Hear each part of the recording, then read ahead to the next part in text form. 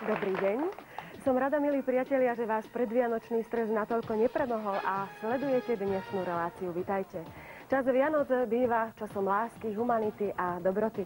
A tak sme si do dnešnej relácie pozvali ľudí, ktorí majú k láske, k obetavosti a k ľudskému súciteniu naozaj veľmi blízko.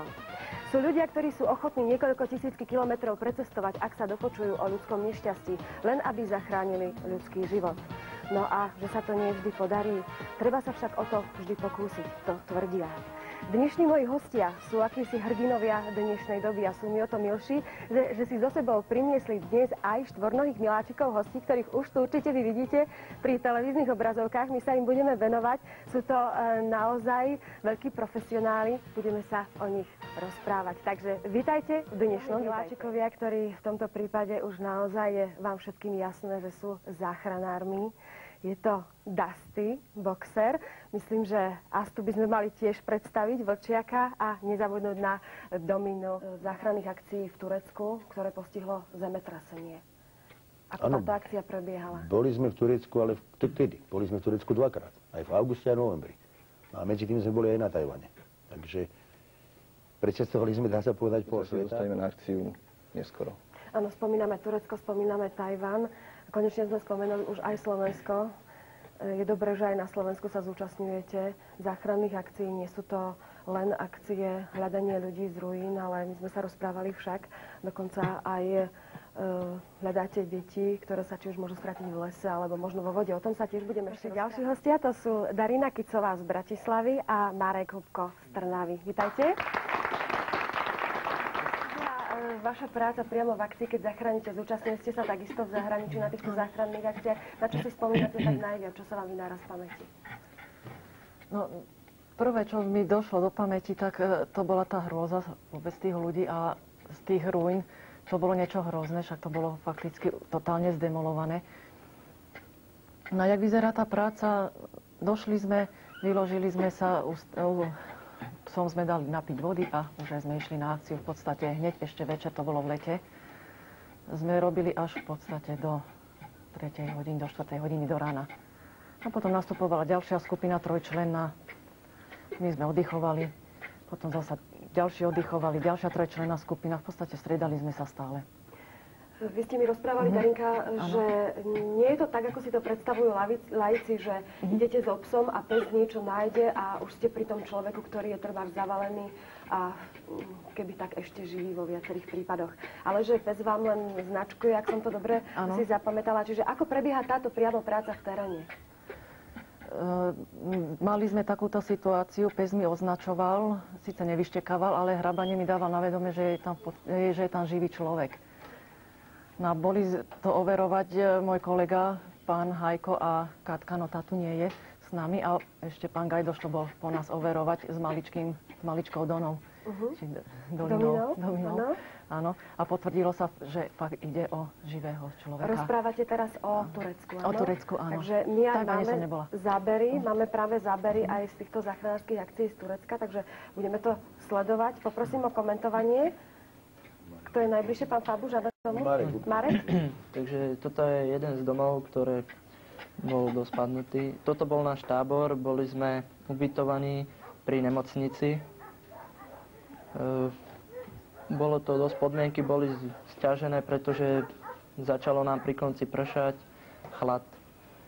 Toto je dom, na ktorom sme robili, bola to 5-poschodová budova. Prvé sme začali odkrývať dom od vrchu, pretože treba dať dole strechu, 5. poschodie, 4. Na tým pádom ísť od vrchu, pretože tým pádom by nás to mohlo zasypať, ako by zatriaslo. Na takýchto autách nás vozili, odvoz bol trošku taký čudný. Proste čo sme zohnali, na to nás vozili. Nebali ste sa? Tak určite ten strach tam je, ale v tej chvíli ide o to, aby sme hlavne našli toho človeka, pomohli ostatným. Ten svoj strach ide bokom. Tie ruiny tam vyzerajú naozaj hrôzostrašne. Vidíme a počujeme, rozprávame sa stále o tom, ako cvičíte psov. Keď sa máte do takýchto ruín vybrať, ste zdatne vycvičení aj vy? Vy ako vojak určite, Marek, Darinka. No, zdatne vycvičení.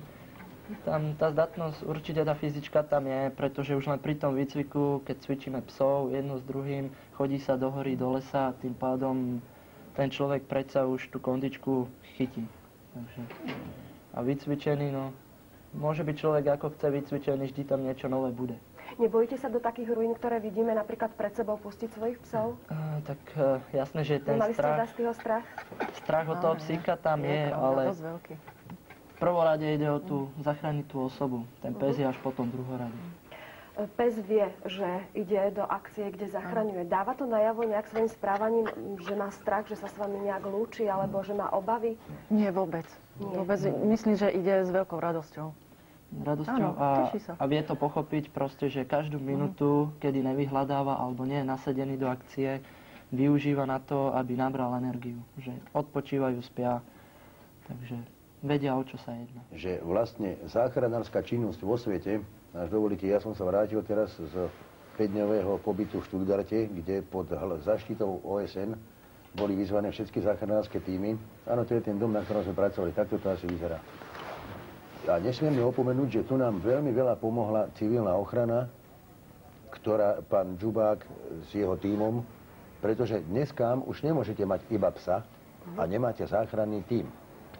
Dneska už je vo svete, tuto práve vidieť, boli s nami aj chlapci od polície. Tam bol špecialista mŕtvolkár, ktorý tie čerstvé mŕtvoly nevie označiť. Tému ešte nepáchnú, on je naučený vlastne na pachové konzervy. No a vidíte, v akých podmienkách veľmi vážnych sa pracovalo. Nakoniec sme si tam prizvali Američanov, nakoniec teda, aby nám to pomohli kamerou overiť ešte. No a bol tam inžinier statik, hovorím konkrétne o tej ukážke, ktorá ide. A tvrdil nám, že je tam jeden pilier nalomený, ktorý to drží. Čiže tam tí ľudia mohli hocikedy zostať. No a tí ľudia si uvedomili, že boli tam bez poistenia, bez všetkého. Čiže to sú skutočne fanatici. To vyzerá hrozno strašne, všetky tie zábery, ktoré práve toto bol sledujeme. začiatok, vlastne toto bolo treba tieto auta zlikvidovať, potom tá súd, ktorá sa odloží, tu už je vidieť, tam už vidíte, to sú 2 poschodia už zobrané. Tam zhruba nám si označovali, ale dolu, asi 3 poschodia podzem, nám si označovali, že tam tí ľudia sú. A nemôžete ísť na to zo spodu, musíte ísť na to z vrchu. Časť po časti odoberať, vždycky to preveriť psom, či tam náhodou nejaká osoba nie, pretože ten bager potom ten cít nemá. Blíži sa nám Ježiško pre svojich psíkov. Darinka. Čo by som si želala, len aby som mala tých psíkov hodne zdravých. Aby boli zdraví, aby vedeli zachraňovať. Aby vás zachraňovali, keď máte zlú náladu. Stane sa, že keď máte zlú náladu, tak psíci sú tí, ktorí vám ju napravia? Ale jasne, že sa. Áno, hlavou, takže to máte potom jednoduché. Je vám smutno, máte zlú náladu, idete za psami, áno? Áno, lebo pes, viete, ja mám jedno porekadlo, že pes vás nikdy nesklame. Pes za dobre sa vám dobrým odvďačí. Kdežto u ľudí to býva niekedy naopak. Krásne ste to zakončili. Myslím si, že k tomuto už naozaj nemusím dodať aj nič.